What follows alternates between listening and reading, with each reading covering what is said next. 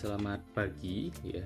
Kali ini kita akan membahas mengenai anatomi fisiologi sistem endokrin pada anak.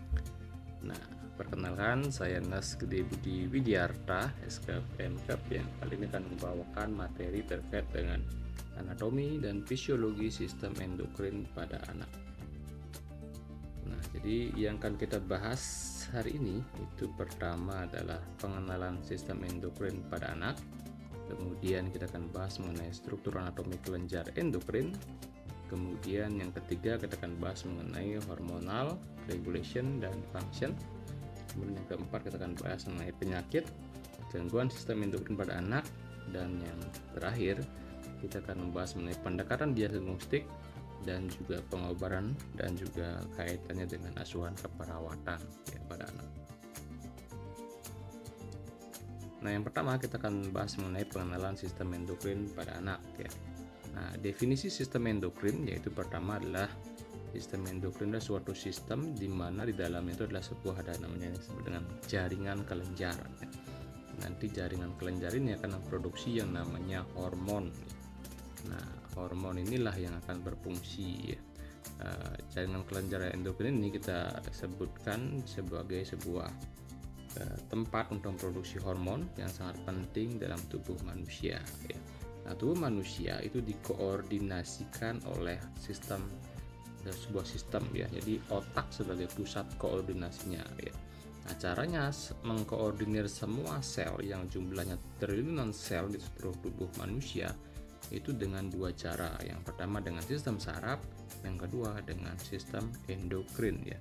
Itu dari aksi biokimia di dalam tubuh yang mengkoordinir semua sel berfungsi sesuai dengan tugasnya masing-masing gitu ya. Jadi ada yang koordinir ya melalui sistem endokrin dan sistem saraf. Nah, nanti kelenjar endokrin ini akan memproduksi yang namanya hormon ya.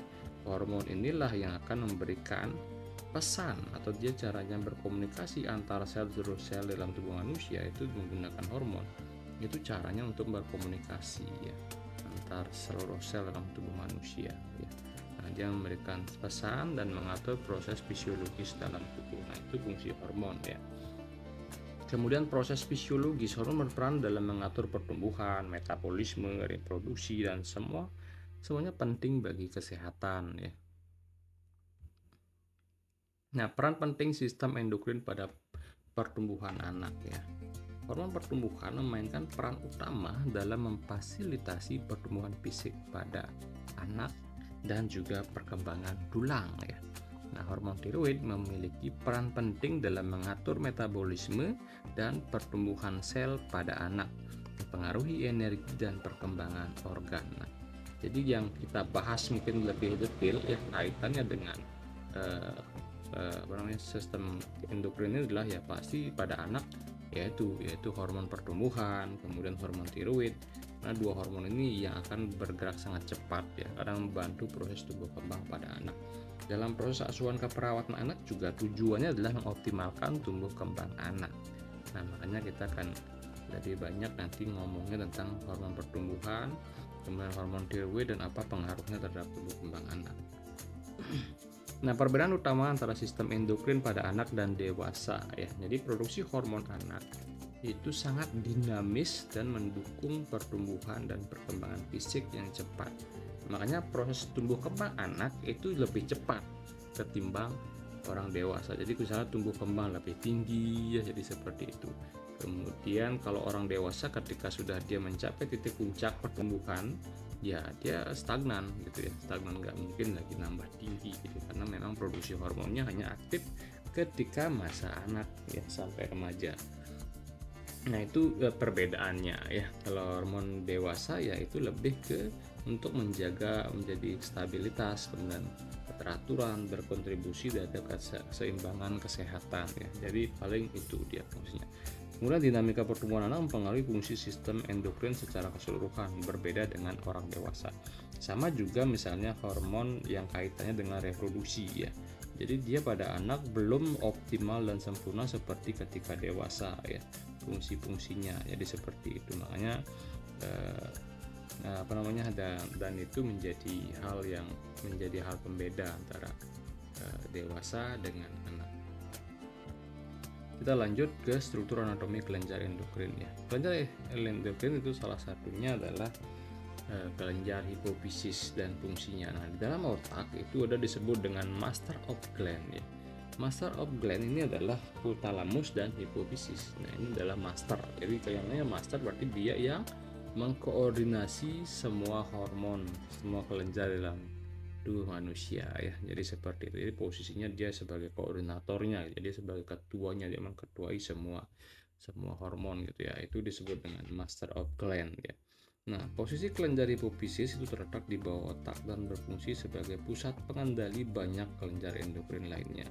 Nah, makanya wajar aja bahwa ketika kalian berpikir itu kan mempengaruhi juga kesehatan tubuh. Ketika orang stres itu mempengaruhi juga sistem tubuh yang lain ya. Karena memang otak itu pusat koordinasi ya, dan memang di sana juga terjadi yang terletak dekat dengan kelenjar hipofisis dan hipotalamus, yang dimana dia adalah master of gland-nya gitu ya. Sehingga pikiran itu mempengaruhi seluruh tubuh manusia juga. Kemudian fungsi pengendalian hormon. Kelenjar ini mengeluarkan berbagai hormon yang mengatur fungsi tubuh dan pertumbuhan, termasuk hormon pertumbuhan yang vital bagi anak. Nah, hipofisis ini juga mengeluarkan hormon yang namanya growth hormone ya, jadi hormon pertumbuhan. Nah, ini dihasilkan sangat penting untuk perkembangan fisik anak dan pemeliharaan jaringan ya.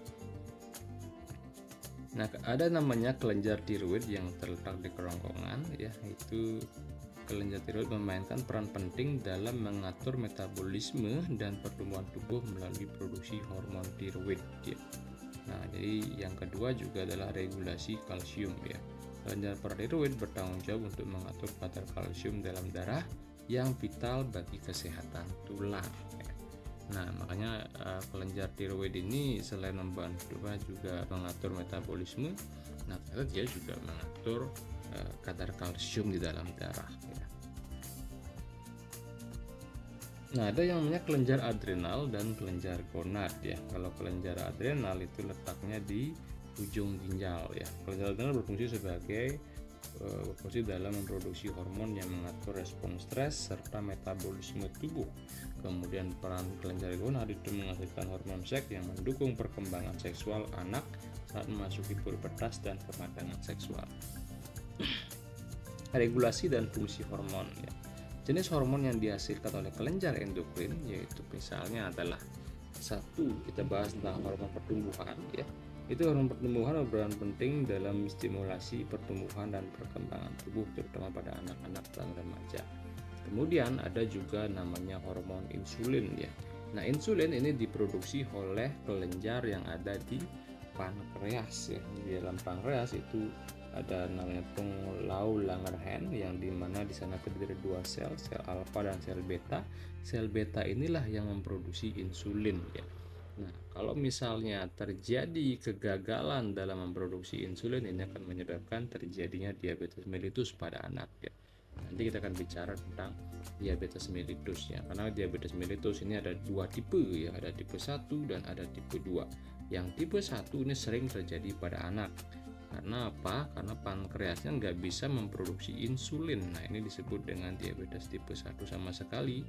Pankreas tidak bisa memproduksi insulin. Sehingga solusinya adalah dia harus terus-menerus tergantung dengan insulin dari luar tubuh ya. Nah, kalau tipe 2 itu bedanya dengan diabetes mellitus tipe 1, itu tipe 2 lebih ke resistensi insulin ya. Apa itu resistensi insulin? Resistensi insulin adalah di mana sebenarnya cara kerja tubuh ya. Jadi ketika gula darah beredar di dalam darah ya, untuk masuknya gula darah ke dalam sel itu memerlukan yang namanya terbukanya jalur untuk memasukkan glukosa yang molekulnya besar ya, masuk ke dalam sel. Itu perlu pintu khusus lah, itu intinya ya, sehingga dia memerlukan gembok dan kunci, intinya seperti itu. Nah, insulin ini seperti kunci dan gembok itu adalah reseptor insulin yang ada di membran sel. Nah, ketika gembok dan kunci ini bertemu, maka terbukalah pintu masuk untuk masuknya glukosa ke dalam sel ya.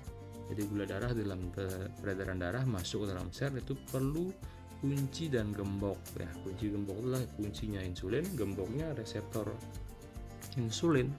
Nah, ketika ini bertemu, ketika mereka terikat gitu ya, baru terbuka pintu masuk untuk memasukkan glukosa ke dalam sel. Nah, proses gembok sama sel ini yang tidak terjadi ya. Jadi gembok sama kuncinya ini nggak matching gitu ya. Nah, resisten dia gitu, sehingga nggak bisa terbuka pintu untuk masuknya glukosa ke dalam darah. Nah, ini disebut dengan resistensi insulin. Nah, inilah yang terjadi pada penyakit diabetes mellitus tipe 2. Kalau yang ini nggak selalu tergantung dengan insulin ya, karena memang permasalahannya bukan di insulin tapi di resistensi insulin ya. Nah, itu bedanya. Jadi dengan mengubah pola hidup, kemudian menurunkan berat badan ya, jadi mengatur pola hidup yang baik, mengatur hidup selalu bahagia, tidak stres. Nah, itu bisa membantu mengatasi masalah pada pasien diabetes mellitus tipe 2. Kemudian hormon tiroid itu berfungsi sebagai mengatur metabolisme dan mempengaruhi kecepatan aktivitas sel di seluruh tubuh. Nah, ini juga ada gangguannya ya, misalnya hypertiroidisme atau hipotiroidisme, jadi ada gangguannya itu kaitannya dengan metabolisme ya. Nanti misalnya ciri-cirinya dia udah makan banyak tapi tetap ternyata kurus, terus dia ada tremor terus, nah gitu ya. Itu ciri-cirinya ketika terjadi hypertiroidism yang nanti juga akan menyebabkan terjadinya metabolisme yang berlebih gitu ya. Nah, mekanisme kerja hormon, jadi hormon berfungsi sebagai pengatur proses biologis dalam tubuh dengan cara yang spesifik dan terarah. Seperti saya bilang di awal bahwa cara tubuh mengkoordinasi dan berkomunikasi dengan seluruh sel dalam tubuh itu dengan dua cara, yang pertama dengan sistem saraf, yang kedua dengan sistem hormonal ya. Kemudian ikatan dengan reseptor, hormon berikatan dengan reseptor di sel sasaran untuk memicu reaksi yang diperlukan dalam tubuh gitu ya. Jadi kemudian aktivasi respon sel, setelah berikatan hormon mengaktifkan respon di dalam sel yang mendukung fungsi tubuh yang optimal. Contohnya ini kita contoh simpel aja, orang lagi berlari gitu ya, maka akan terjadi peningkatan hormon adrenal untuk meningkatkan pacu jantung ya. Jadi detak jantung harus meningkat untuk menambah suplai darah dan juga oksigen ke seluruh tubuh. Nah, itu kaitannya dengan hormon itu ya. Kalau nggak ada hormon adrenal, orang nggak bisa hidup ya, karena tidak ada yang men-trigger jantung untuk bisa mempercepat detak jantung dan juga membawa darah lebih cepat ke seluruh tubuh. Itu kemudian juga akan terjadi respon pernapasan semakin cepat juga. Nah, itu adalah proses aktivasi hormon, peran hormon. Orang lagi stres juga, nah itu juga kaitannya dengan hormon. Kenapa orang lagi mikirin banyak masalah kemudian tiba-tiba dia stres? Kenapa orang di depan panggung itu lagi stres tiba-tiba tangannya tremor, kakinya tremor? Nah, itu adalah peran hormon ya di sana. Jadi hormon stres, kortisol meningkat ya, hormon kortisol meningkat sehingga terjadi respon-respon kelenjar adrenal aktif menghasilkan hormon adrenal, detak jantung meningkat ketika di depan grogi, di depan kelas gitu ya. Nah, itu juga ya, sehingga gerakan-gerakan lebih banyak terjadi ya. Juga mungkin tiroid juga diaktifasi sehingga terjadi metabolisme berlebih, keringat berlebih, kemudian badan panas ya, panas dingin, terus tiba-tiba pengen kencing terus menerus gitu. Nah, itu adalah respon bagaimana hormon itu mempengaruhi tubuh, kerja seluruh sel gitu. Dari pikiran yang stres kemudian ke hormon, kemudian ke reaksi tubuh gitu ya. Nah, itu contohnya mekanisme kerja hormon seperti itu. Kemudian peran hormon dalam perkembangan fisik dan mental anak ya. Yang pertama, hormon pertumbuhan. Hormon pertumbuhan sangat penting untuk pertumbuhan tulang dan otot yang merupakan dasar bagi perkembangan fisik anak ya. Jadi growth hormon ini dihasilkan oleh kelenjar hipofisis ya. Jadi kalau terjadi permasalahan dalam produksi hormon growth hormon ini oleh kelenjar hipofisis, maka akan terjadi gangguan tumbuh kembang pada anak ya. Makanya ini harus dicek ya. Dia kalau misalnya terjadi gangguan tumbuh kembang ya, mungkin dokter akan mengecek secara lab untuk mengetahui apakah growth hormon ini tidak optimal atau enggak optimal atau tidak dia produksinya. Kemudian pengaruh hormon pada suasana hati. Hormon juga mempengaruhi suasana hati anak. yang dapat berdampak pada interaksi sosial, kemudian perkembangan emosional mereka ya. Di dalam otak itu ada namanya kelenjar pineal gland ya, kelenjar pineal gland yang bisa memproduksi hormon melatonin untuk membantu kualitas tidur anak lebih bagus, kemudian suasana hati misalnya oksitosin, kemudian dia juga bisa memproduksi endorfin sehingga menjadi suasana bahagia. Jadi kalau orang sangat bahagia itu ya pasti hormon dibanjiri oleh hormon endorfin gitu ya. Kemudian juga serotonin ya, kemudian juga jadi banyak jenis-jenis hormon yang diproduksi di sana ya. Nah itu kaitannya dengan suasana hati. Tapi kalau dibanjiri oleh hormon kortisol, nah maka orang menjadi stres ya, stres berat, bahkan bisa ke depresi kalau terus-menerus tubuhnya dibanjiri oleh kortisol ya. Terjadi penyimpangan juga terhadap sel, jadi menjadi orang jadi sakit. Makanya bisa saja orang karena stres yang berkepanjangan itu bisa memicu terjadinya penyakit gitu ya. Nah itu yang menyebabkan adalah produksi hormon ya, yang pengaruh hormon dan suasana hati juga tentang penyakit juga.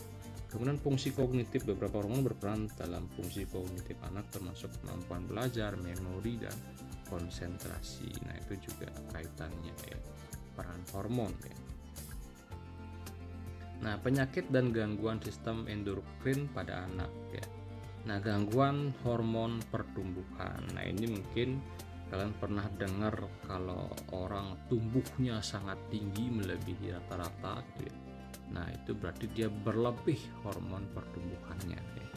Jadi gangguan hormon pertumbuhan dapat menyebabkan variasi tinggi badan pada anak ya, baik itu lebih tinggi dari normal maupun lebih pendek dari normal ya.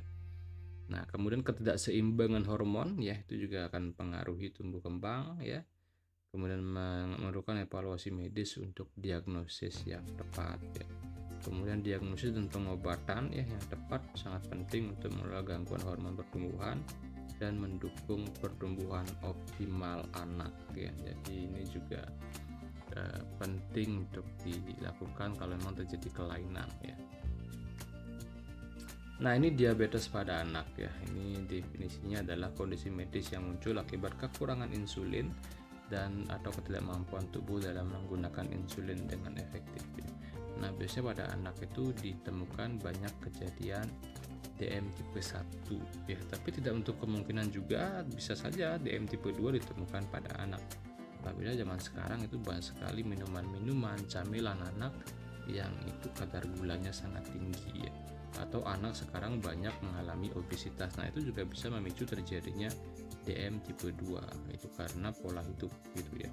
Nah, karena memang zaman dulu katanya DM tipe 2 itu karena keturunan, tapi sekarang udah karena lebih ke faktor lingkungan, pola hidup, jadi seperti itu ya. Makanya menjaga berat badan optimal itu juga penting ya. Jadi berat badan anak itu harus ideal, jangan sampai obesitas. Nah itu juga mencegah terjadinya diabetes pada anak.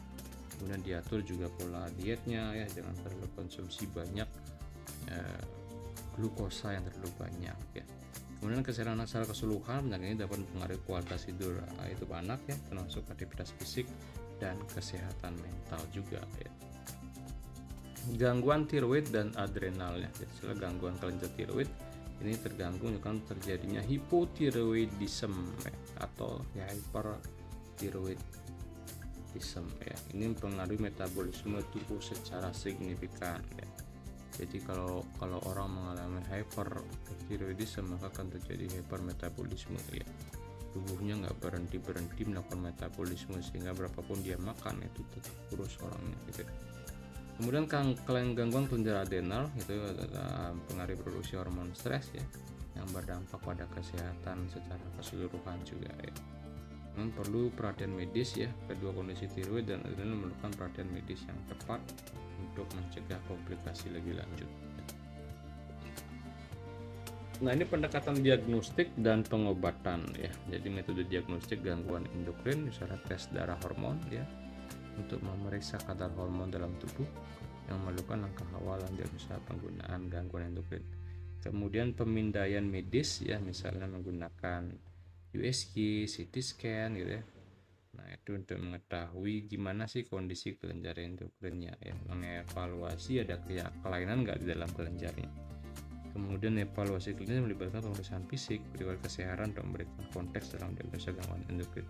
Nah, dalam proses asuhan keperawatan itu ada 5 proses asuhan keperawatan. Yang pertama pengkajian, jadi kita kaji kemungkinan ya dari pemeriksaan fisik kita lakukan, terus juga keluhan pasien, terus bagaimana respon pasien terhadap penyakitnya. Nah, karena memang pengkajian pada perawat itu lebih ke fokusnya adalah respon pasien terhadap penyakit. Kemudian setelah dilakukan pengkajian baru akan dilakukan diagnosa keperawatan. Kira-kira apa diagnosanya, apakah gangguan tumbuh kembang pada anak kan biasanya itu terjadi. Nah, jadi kita ambil diagnosa sesuai dengan data subjektif dan objektif hasil pengkajian pasien. Kemudian setelah didapatkan ya, kemudian baru dilakukan perencanaan apa tindakan yang akan dilakukan secara mandiri, keperawatan mandiri, kemudian kolaborasi dengan dokter juga. Nah, ini penting bahwa dalam proses nanti perencanaan dan juga implementasi keperawatan itu, dalam keperawatan anak bedanya dengan keperawatan dewasa itu adalah adanya family center care. Jadi kita melibatkan keluarga dalam proses memberikan asuhan keperawatan pada anak, itu bedanya. Kemudian setelah kita lakukan implementasi, kita lakukan evaluasi gimana apakah tindakan kita hasil terapi dan juga memberikan asuhan keperawatan pada pasien atau anak itu dia ada perubahan enggak gitu ya. Nah, itu 5 proses keperawatan yang kaitannya dengan metode ini ya untuk mengatasi gangguan akibat kelainan endokrin ya. Kemudian pengobatan hormonal. Nah, ini misalnya kita kolaborasi dengan medis, dilakukan pengobatan hormonal, jadi terapi pengganti hormon ya, seperti misalnya pada pasien DM tipe 1 itu misalnya anak mengalami diabetes mellitus karena tubuh pankreas tidak bisa memproduksi insulin, maka ya harus disuntikan insulin ke dalam subkutan dalam sebelum mungkin atau setelah anak konsumsi atau anak makan gitu ya. Nah, itu contohnya ya untuk mencegah terjadinya peningkatan gula darah yang sangat tinggi. Kemudian pengobatan yang target ya, misalnya pengobatan yang ditargetkan dirancang untuk mengatasi masalah hormon spesifik, memberikan solusi yang lebih efektif pada pasien ya, itu kolaborasi ya antara perawat dengan dokter. Nah, pentingnya monitoring dan terapi ya, jadi monitoring berkala penting untuk memantau kondisi kesehatan anak dengan gangguan endokrin. Ini membantu dalam deteksi dini masalah kesehatan ya. Makanya yang kalau anak itu kaitannya paling penting adalah tumbuh kembang, karena tujuan dari keperawatan anak adalah mengoptimalkan tumbuh kembang anak ya.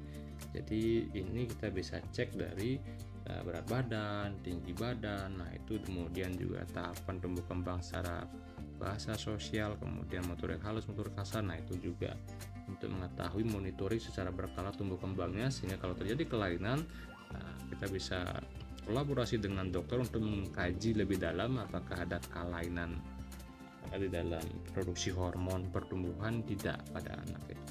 Kemudian terapi jangka panjang itu diperlukan untuk mendukung pertumbuhan dan perkembangan optimal anak ya. Ini memastikan semua kebutuhan kesehatan terpenuhi ya. Kemudian pertumbuhan optimal dengan monitoring dan terapi yang tepat, anak-anak dapat mencapai pertumbuhan dan perkembangan yang optimal. Ini juga sangat penting bagi kesehatan mereka ya. Nah, ini kesimpulannya ya, jadi bahwa peran vital sistem endokrin, jadi memang seperti saya bilang bahwa tubuh itu berkomunikasi ya, berkoordinasi diatur oleh sistem saraf dan sistem hormonal ya. Kemudian juga kalian juga harus belajar lebih dalam lagi ya. Kalau saya ceritakan segini kan cuma dapat poin-poinnya aja ya, cerita selama beberapa menit ini atau beberapa jam itu nggak akan mencerminkan pemahaman secara menyeluruh tentang sistem endokrin, anatomi dan fisiologinya. Jadi mending kalian lebih banyak lagi baca buku Guyton ya. Guyton bisa lengkap sekali membahas tentang sistem endokrin manusia ya. Kemudian gangguan sistem endokrin juga. Nah, ini juga kalian harus mendalami patofisiologi ya, kaitan dengan penyakit, proses terjadinya penyakit. Nah, itu akan dibahas lebih dalam lagi di buku patofisiologi ya. Baik, mungkin itu saja dari saya. Saya ucapkan terima kasih sudah menonton video ini ya. Jangan lupa like, kemudian komen dan share video ini jika bermanfaat. Kemudian tentu support saya juga ya dengan subscribe channel YouTube ini. Baik, terima kasih.